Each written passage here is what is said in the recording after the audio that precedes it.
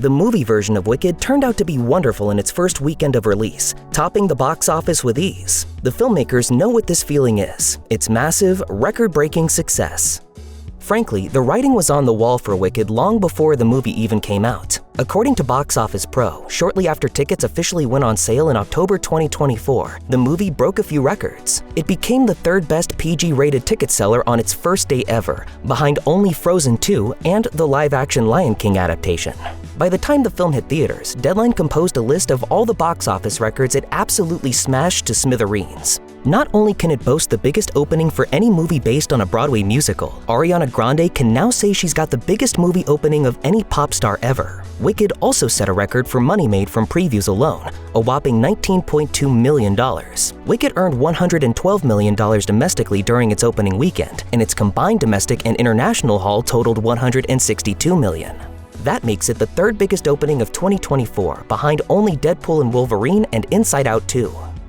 Never underestimate the power of theater, kids. While there are probably some Wicked newbies who went to see the film adaptation out of sheer curiosity, musical theater nerds have been waiting for this movie for years. Seriously, the movie was first announced in 2012 and went through a truly staggering number of delays, including a very long one thanks to COVID-19. Considering that the Broadway show kicked off all the way back in 2003, fans were primed and ready to show up to support the film opening weekend. Anyone who dabbled in the theater kid lifestyle in middle or high school probably went through a massive Wicked obsession, and for many, it hasn't faded. The movie was always going to be a success thanks to a built-in audience full of people who dreamed of belting Defying gravity in front of a packed audience.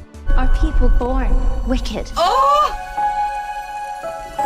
Or do they have wickedness thrust upon them? Author Gregory Maguire's original novel is pretty dark. In their musical adaptation, Stephen Schwartz and Winnie Holtzman made the wise choice to lighten things up to tell the origin story of Elphaba Throp, the magical green girl who goes on to become the Wicked Witch of the West. By adding in some much-needed levity and campiness, Schwartz and Holtzman made Wicked into a full-on cultural phenomenon. The stage version's original extraordinary lead performers, Idina Menzel and Kristen Chenoweth, helped a lot too. Wicked is still one of the highest-grossing musicals in Broadway history, and it earned a handful of Tony nominations to boot. Productions of Wicked still play on stages all over the world, decades after it first came out. Frankly, it's one of the most successful, long-running, and beloved musicals of all time. Of course it was going to make a boatload of money at the box office. For a certain generation of people, Idina Menzel and Kristen Chenoweth are the platonic ideals of Elphaba and Galinda. Or maybe some fans love whatever actors they saw perform the roles when they saw the show live at some point. But Cynthia Erivo and Ariana Grande are giving everyone else a run for their money. As Elphaba, Erivo brings some gravity to the role of a young girl whose green skin makes her an outcast. And to say Grande is outstanding as Galinda turned Glinda is an understatement. She runs away with the film so hard that it's actually breathtaking. The supporting cast is also a murderer's row of talented folks. No, Michelle Yeoh, Jeff Goldblum, and Bowen Yang aren't the strongest singers, but they turn in great performances, while the rest of the central performers are Broadway veterans. Newcomer Marissa Bode, who makes history as the first disabled actress to play Elphaba's sister Nessa Rose, shows off an impressive voice honed thanks to years in small productions. As Bach, Ethan Slater, known for the SpongeBob SquarePants musical, gets a moment front and center to prove why he earned a Tony nomination. Jonathan Bailey, an Olivier recipient for a 2019 production of Company in the West End, might be known more for Bridgerton these days, but his dancing and singing prove pretty extraordinary as Fiyero. Menzel and Chenoweth also cameo in the giant ensemble number One Short Day, chronicling Elphaba and Galinda's arrival in Oz. The success of Wicked depended heavily on its cast, and it was thankfully cast perfectly. Ever since Barbie turned the world pink in the summer of 2023, studios have tried to recapture the magic of that movie's marketing blitz. Until Wicked, nobody really succeeded. Universal Pictures really went for it, and as a result, pink and green products have been everywhere recently. For just one example, Stanley, maker of those inescapable giant water cups, is offering pink and green versions, so you can channel your inner witch while you hydrate, and partnering with Target to sell them. But there are lots more examples. Target has a whole Wicked section. Naturally, Ariana Grande's makeup company, REM Beauty, released a Wicked-inspired line. I cannot wait for you to see how beautiful and magical they are. Clothing retailer Forever 21 released glittery jerseys bearing Elphaba and Galinda's names. Shay Mitchell's luggage line Base Travel released green and pink hued suitcases and weekender bags. Oreos changed their fillings to green and pink. Rice Krispie Treats added green and pink sprinkles to their signature sweets. All the while, Grande and Erivo have been donning Elphaba and Galinda-inspired outfits for some time now. Notably, their outfits for the 2024 Met Gala were definitely giving Galinda and Elphaba. This isn't to say that just because a marketing campaign is absolutely enormous, and perhaps even inescapable, that a movie will be automatically successful, yet it pretty clearly worked for Wicked. Whether or not Grande sold all that many Wicked eyeshadow palettes through REM is basically immaterial at this point. Nobody could possibly forget Wicked was coming to theaters thanks to the wild marketing blitz.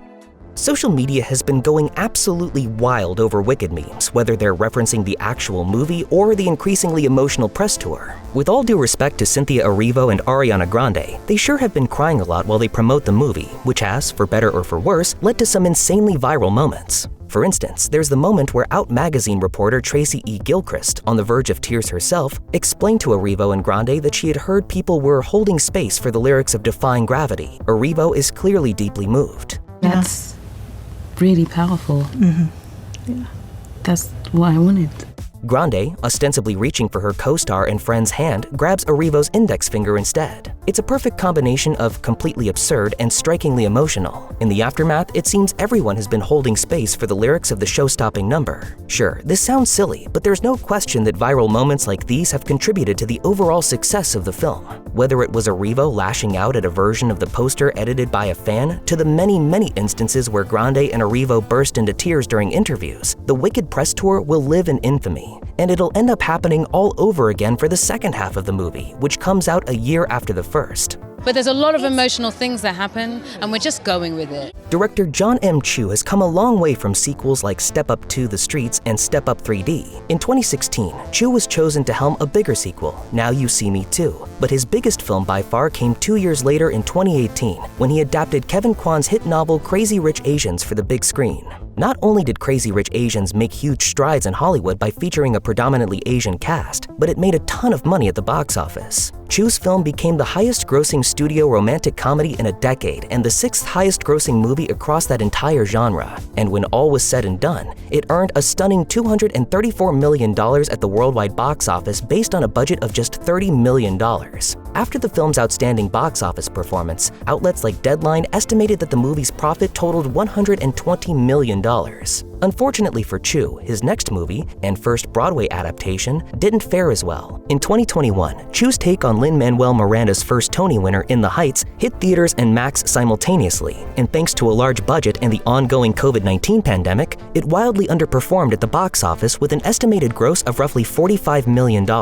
This doesn't seem like a fair metric for Chu though, considering the worldwide pandemic and the film's immediate streaming release. So the lesson we can learn from Wicked is that when Chu directs an epic spectacle, it does well at the box office.